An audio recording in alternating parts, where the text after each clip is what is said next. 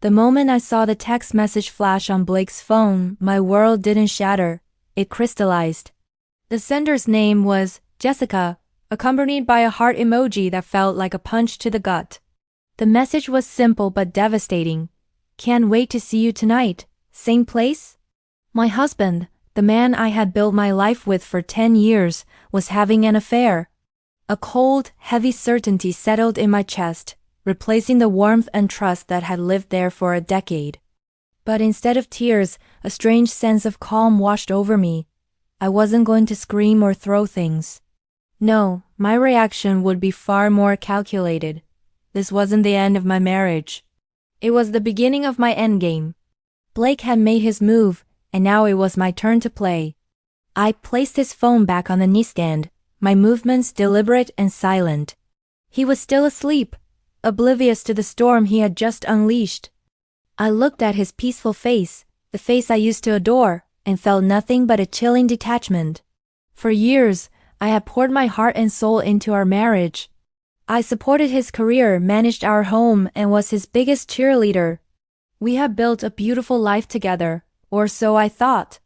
We owned a successful marketing firm that we started from scratch, a testament to our partnership. But now, I saw it all through a different lens.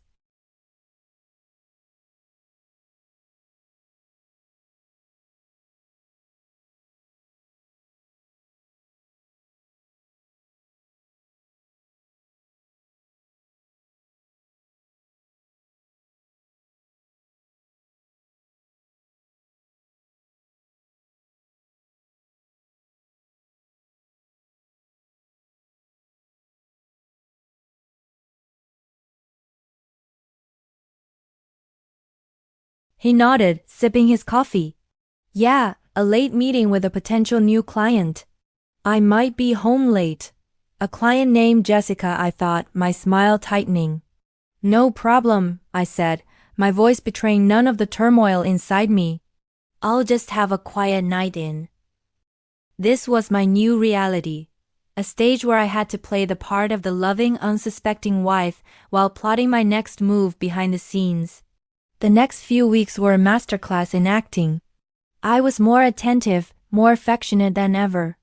I packed his favorite lunches, planned romantic date nights, and listened intently as he talked about his stressful days at work.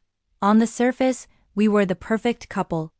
But beneath it all, I was gathering evidence.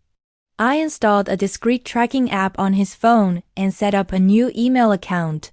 I started documenting everything. Screenshots of texts, records of his late-night meetings, and suspicious credit card charges.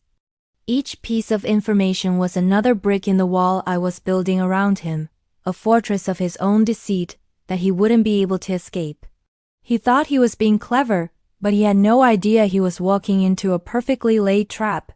Our 10-year anniversary was approaching, a date Blake seemed to have conveniently forgotten amidst his newfound excitement. He mentioned it in passing, suggesting a simple dinner. But I had other plans. Actually, honey, I said, my voice sweet as honey, I was thinking we should do something big. Let's throw a huge party. Invite all our friends, family, and our most important clients from the firm.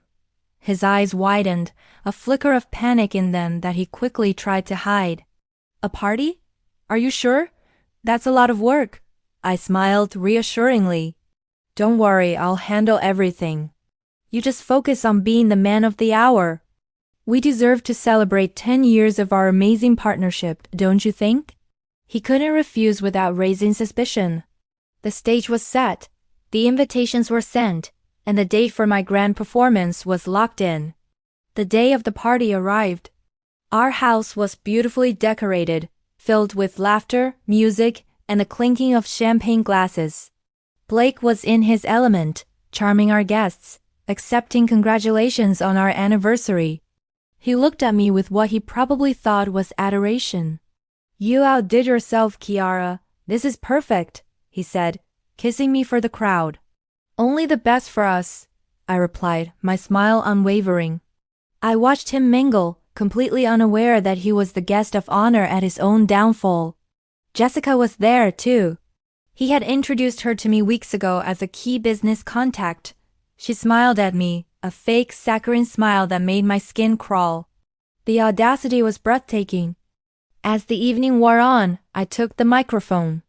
A hush fell over the room as all eyes turned to me. Thank you all for coming to celebrate 10 wonderful years with my husband Blake. I began, my voice clear and steady. Blake stood beside me, beaming, his arm around my waist. They say a successful partnership, in business and in life, is built on trust, loyalty, and open communication. Blake and I built our company from the ground up on these principles.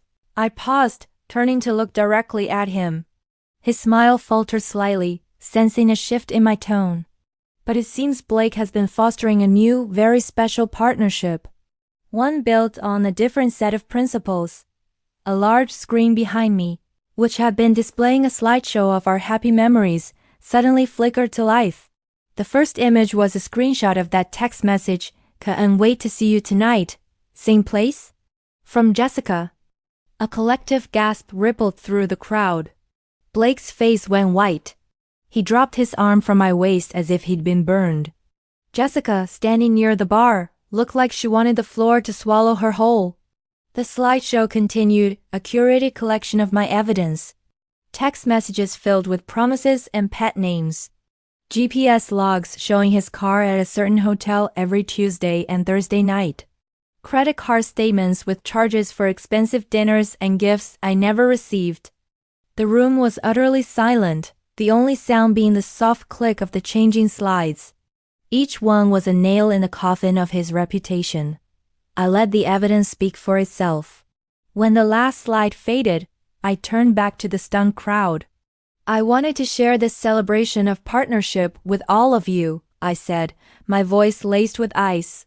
Especially with our clients, who value integrity so highly. And with our friends and family, so you can truly understand the man I've been married to. I looked at Blake, whose face was a mask of horror and humiliation. Happy anniversary, Blake. I believe you have some business to discuss with Jessica. I placed the microphone down on the table, my hands perfectly steady. I walked away from the microphone and straight towards the door. I didn't look back. I could feel the weight of 100 pairs of eyes on me, but I didn't care. As I stepped out into the cool night air, I felt a sense of liberation I hadn't felt in years.